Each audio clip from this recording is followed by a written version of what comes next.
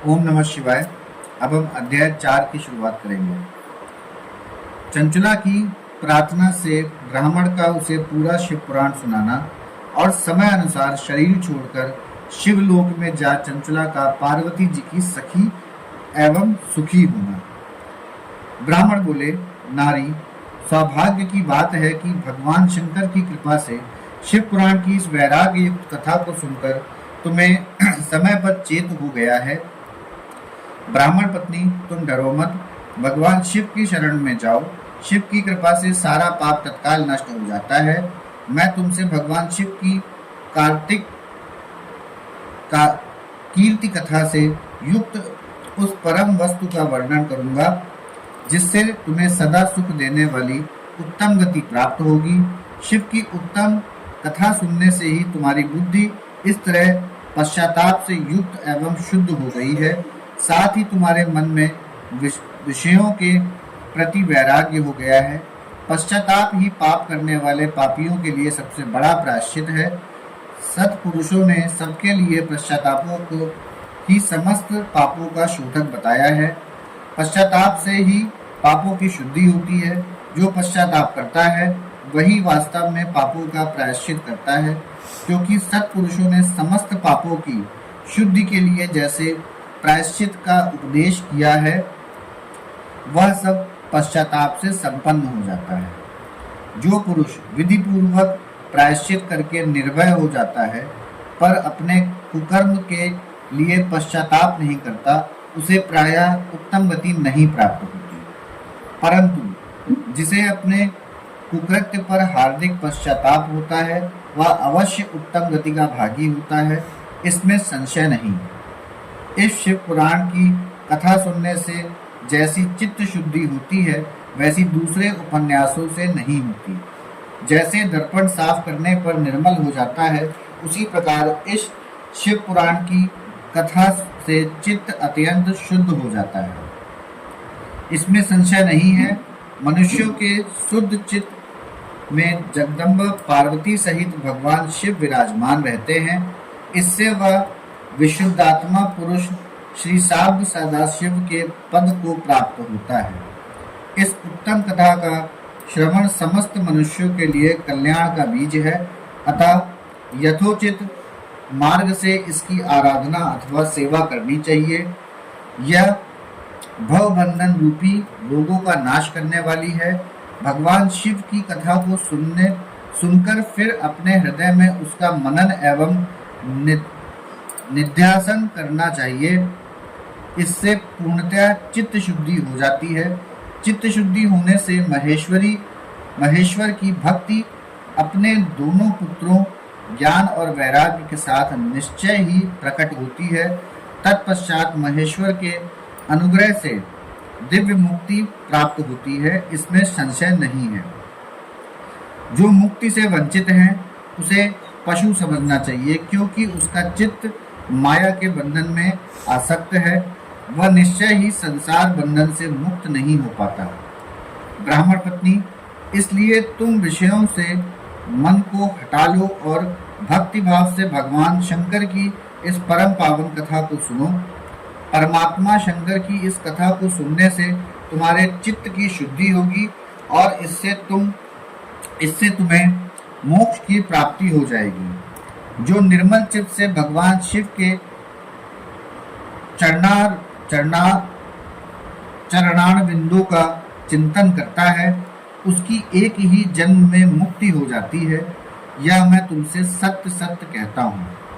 सूत जी कहते हैं, शौनक, इतना कहकर वे श्रेष्ठ शिव भक्त ब्राह्मण चुप हो गए। उनका हृदय करुणा से आर्द्र हो गया था। वे शुद्ध चित्त महात्मा भगवान शिव के ध्यान में मग्न हो गए। तदंतर बिंदुकु की पत्नी चंचला मन ही मन प्रसन्न हो उठी। ब्राह्मण का उक्त उपदेश सुनकर उसके नेत्रों में आनंद के आंसू छलक आए थे। वह ब्राह्मण पत्नी चंचला हर्ष भरे हृदय से उन श्रेष्ठ ब्राह्मण के दोनों चरणों में गिर पड़ी और हाथ जोड़कर बोली, मैं कृतार्थ हो गई। तत्पश्चात उठकर वैराग्य युक्त उत्तम बुद्धि वाली वह स्त्री, जो अपने पापों के कारण आतंकित थी, उन महान शिव भक्त ब्राह्मण से हाथ जोड़कर गदगद वाणी में बोली।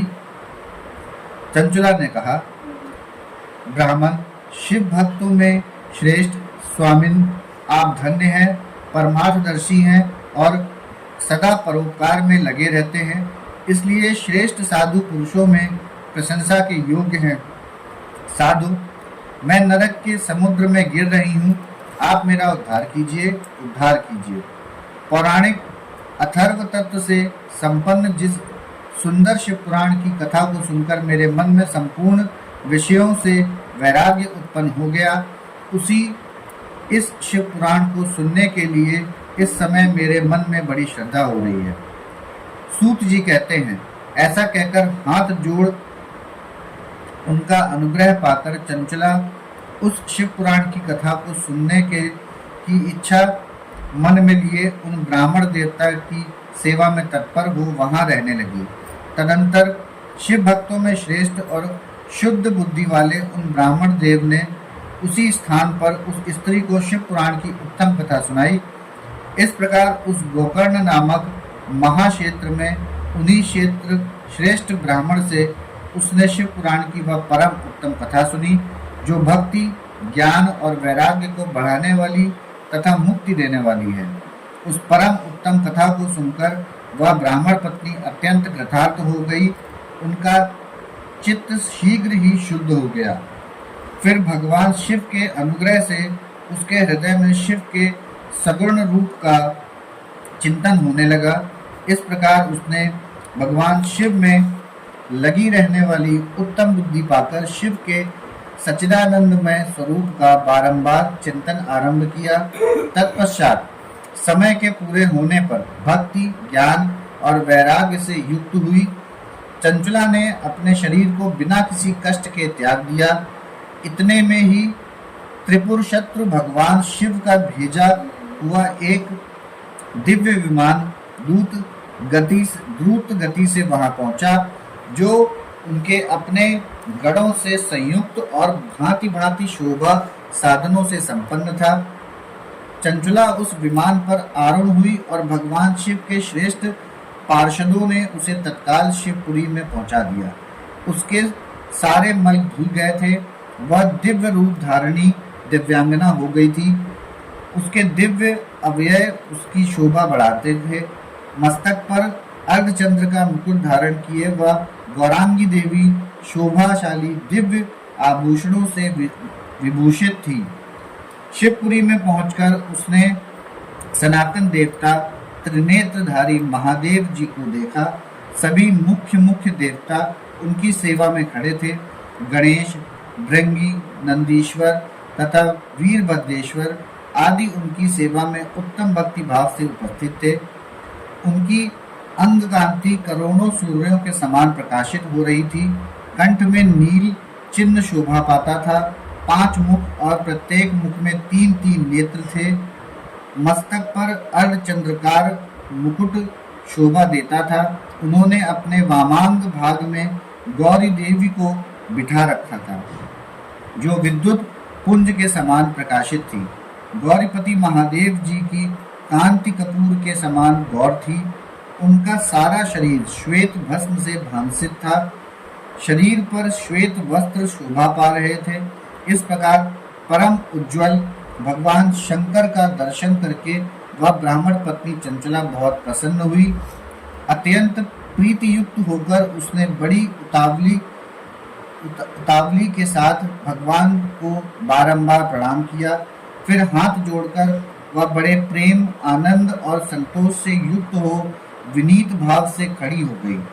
उसके नेत्रों से आनंद अश्रुओं की अविरल धारा बहने लगी तथा संपूर्ण शरीर में रोमांच हो गया। उस समय भगवती पार्वती और भगवान शंकर ने उसे बड़ी करुणा के साथ अपने पास बुलाया और सौम्य दृष्टि से उसकी ओर देखा। पार्वती जी ने तो दिव्य रूप धारणी बिंदु प्रिया चंचला को प्रेम पूर्वक अपनी सखी बना लिया। वह उस परमानंदन ज्योति स्वरूप सनातन धाम में अविचल निवास पाकर दिव्य सौख्य से संपन्न हो अक्षय सुख का अनुभव करने लगी। यहाँ पर हमारा अध्याय 4 समाप्त होता है। ओम नमः शिवाय।